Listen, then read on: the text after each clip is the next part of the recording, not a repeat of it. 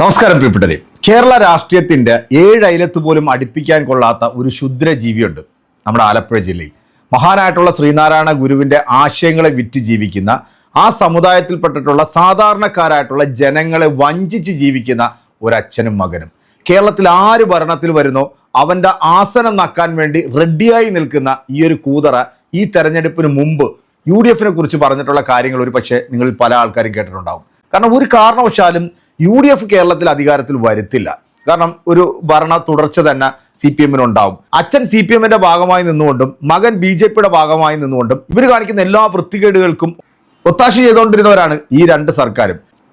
കഴിഞ്ഞ കുറച്ച് നാളുകളായിട്ട് ഈ വേട്ടാവളിയെ നടത്തിക്കൊണ്ടിരിക്കുന്ന പ്രസ്താവനകൾ കേരളത്തിലെ പൊതുസമൂഹം കേട്ടവരാണ് അല്ലേ. ഒരു മതത്തോട് അന്ധമായ വിരോധം മനസ്സിൽ വെച്ചുകൊണ്ട് അതിനെ ടാർഗറ്റ് ചെയ്തുകൊണ്ട് വളരെ മോശമായ രീതിയിലുള്ള വർഗീയപരമായിട്ടുള്ള പരാമർശങ്ങൾ നടത്തിയിട്ട് നമ്മുടെ കേരള സർക്കാർ ഇയാൾക്ക് സപ്പോർട്ട് ചെയ്തു കൊടുത്തതല്ലാതെ ഇയാൾക്കെതിരെ എന്തെങ്കിലും ഒരു നടപടി എടുക്കുന്നത് നമ്മൾ ആരെങ്കിലും എവിടെയും കണ്ടിട്ടോ? പക്ഷേ ജനങ്ങൾ അത് വിധി എഴുതി എന്നുള്ള നിങ്ങൾ വിചാരിക്കേണ്ട ഒരു കാര്യമുണ്ട്. നിങ്ങളെയൊക്കെ ജയിപ്പിച്ചു വിടുന്ന ജനങ്ങളാണ് പവർ.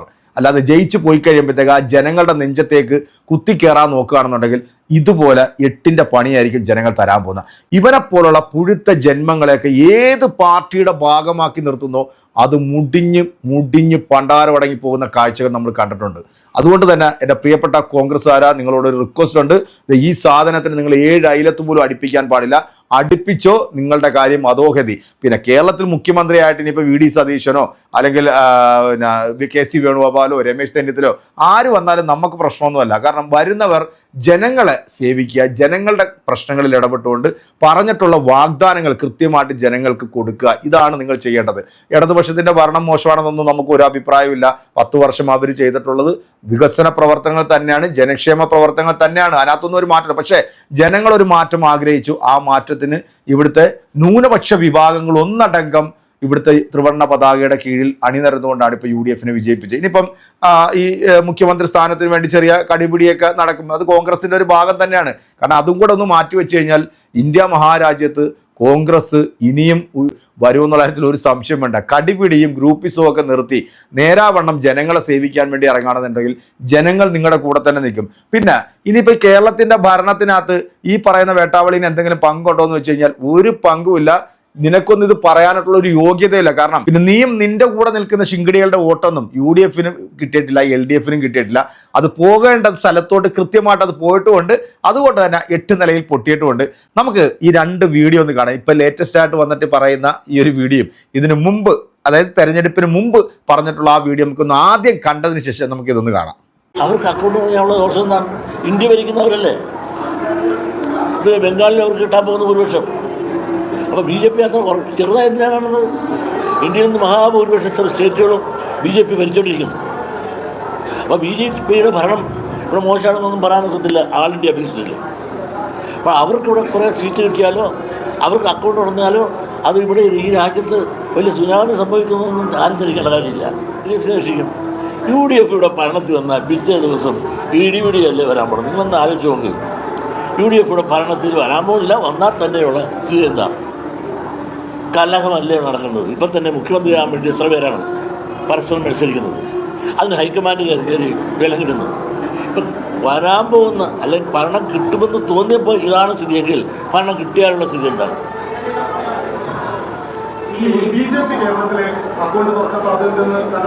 അതെ,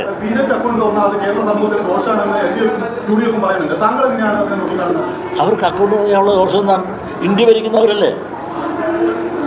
ബംഗാളിൽ അവർക്ക് കിട്ടാൻ പോകുന്ന ഭൂരിപക്ഷം. അപ്പോൾ BJP അത്ര ചെറുതായി എന്തിനാണ് കാണുന്നത്? ഇന്ത്യയിൽ നിന്ന് മഹാഭൂരിപക്ഷം സ്റ്റേറ്റുകളും BJP ഭരിച്ചുകൊണ്ടിരിക്കുന്നു. അപ്പോൾ BJPയുടെ ഭരണം ഇവിടെ മോശമാണെന്നൊന്നും പറയാനൊക്കത്തില്ല ആൾ ഇന്ത്യ അപേക്ഷിച്ചില്ല. അപ്പോൾ അവർക്കിവിടെ കുറേ സീറ്റ് കിട്ടിയാലോ അവർക്ക് അക്കൗണ്ട് തുറന്നാലോ അത് ഇവിടെ ഈ രാജ്യത്ത് വലിയ സുനാമി സംഭവിക്കുന്നൊന്നും ആരും ധരിക്കേണ്ട കാര്യമില്ല.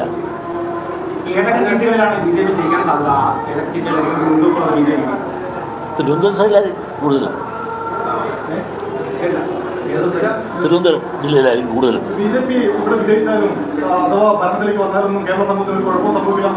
അത് ഒന്നും സംഭവിക്കില്ല. ഒന്നുമില്ലെങ്കിൽ ഒരു തിരുത്തൽ ശക്തിയായിട്ട് അവർ ഉണ്ടാവുമല്ലോ. നിങ്ങൾ കേട്ടല്ലോ അല്ലേ? അതായത് UDF കേരളത്തിൽ അധികാരത്തിൽ വരില്ല, ഇനി അഥവാ വന്നാൽ മുഖ്യമന്ത്രി സ്ഥാനത്തിന് വേണ്ടി കടിപിടി കൂടും. ഇതൊക്കെ പറയാനായിട്ടുള്ള യോഗ്യത തനിക്കുണ്ടോ? താൻ ആരാണ് ഹേ? താൻ BJPയുടെ മൂടും താങ്ങി നടക്കുന്നതാണെന്നുള്ളത് കേരളത്തിലെ ജനങ്ങൾക്ക് ആർക്കാണ് അറിയാൻ മേലാത്തത്? എന്താണേലും ഇത് ഇപ്പം ലേറ്റസ്റ്റ് ആയിട്ട് വന്നിട്ടുള്ള ഈ ഒരു വാർത്തയും കൂടെ എൻ്റെ പ്രിയപ്പെട്ട പ്രേക്ഷകരെ ഒന്ന് കേട്ടോളൂ. ഭരണപരിചയമുള്ളത് രമേശ് ചെന്നിത്തലയ്ക്ക്, പിന്നെ പ്രതിപക്ഷ നേതാവെന്ന നിലയിൽ നല്ലപോലെ പ്രകടനം കാണിച്ചു വെച്ച ആളെന്ന നിലയിലേക്ക് ഈ സതീശന് ആകണമെന്നും അതിന് മുസ്ലിം ലീഗിൻ്റെ രഹസ്യ ഒത്താശ ഉണ്ട്. നല്ലൊരു പ്രതിപക്ഷ നേതാവായിരുന്നു പ്രതിപക്ഷ നേതാവായിരുന്നു, അല്ല എന്ന് ഞാൻ പറയുന്നില്ല. സതീശൻ നല്ല പ്രതിപക്ഷ നേതാവായിരുന്നു.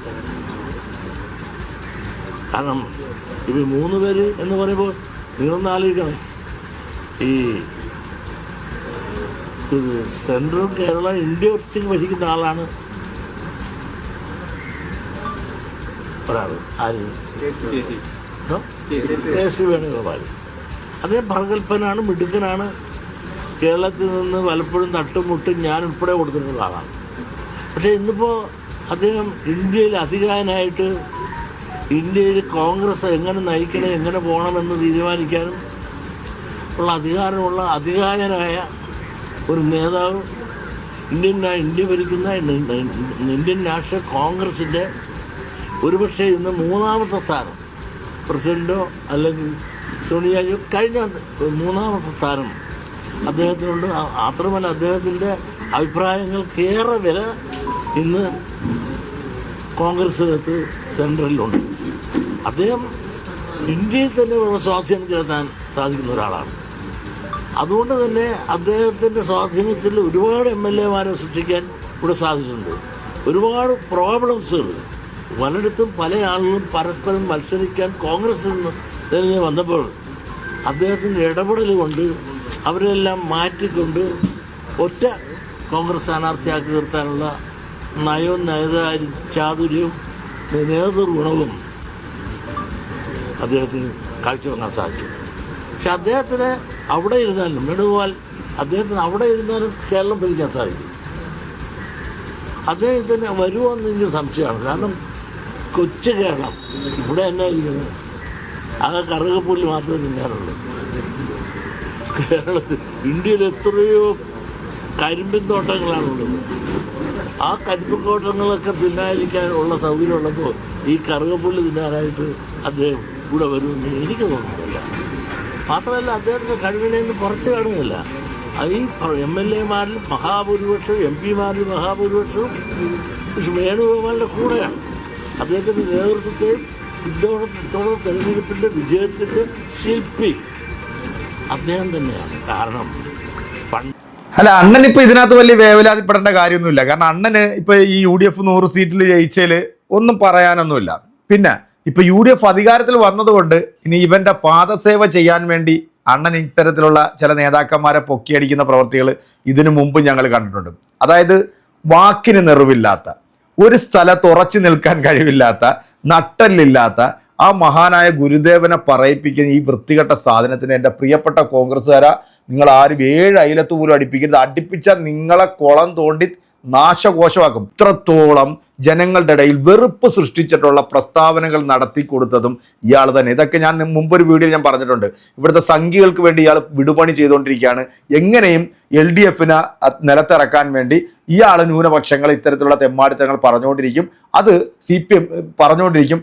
അത് ഒരു മൃദു സമീപനം പോലെ LDF അല്ലെങ്കിൽ പിണറായി വിജയൻ ഇദ്ദേഹത്തെ ചേർത്ത് പിടിച്ചതാണ് കേരളത്തിൽ കമ്മ്യൂണിസ്റ്റ് പാർട്ടിക്ക് ഇത്രയും ദയനീയമായിട്ടുള്ള ഒരു പരാജയം സംഭവിച്ചെന്ന് ഞാൻ 100 വട്ടം പറയും. അതിനിപ്പോൾ എത്ര വലിയ രാഷ്ട്രീയ നിരീക്ഷകർ അഭിപ്രായം പറഞ്ഞാലും എൻ്റെ അഭിപ്രായം ഇത് തന്നെയാണ്. ഇതുകൊണ്ട് തന്നെയാണ് കേരളത്തിൽ CPM പതറിയത്, അല്ലെങ്കിൽ കേരളത്തിൽ CPM പരാജയപ്പെട്ടത്. പിന്നെ പൂഞ്ഞാറിലെ 2 വിഴുപ്പ് പാണ്ഡങ്ങൾ, ഈ 2 എണ്ണമാണ് അവിടുത്തെ ന്യൂനപക്ഷങ്ങളുടെ ഇടയിൽ അല്ലെങ്കിൽ അവിടുത്തെ ക്രൈസ്തവരുടെ ഇടയിൽ ഇത്രയധികം വെറുപ്പുകൾ ഉണ്ടാക്കി കൊടുത്തത്. എന്താ ഇതിനൊന്നും ഒരു അഭിപ്രായം പറയാനൊന്നും നിനക്കൊന്നും ഒരു അർഹതയുമില്ല.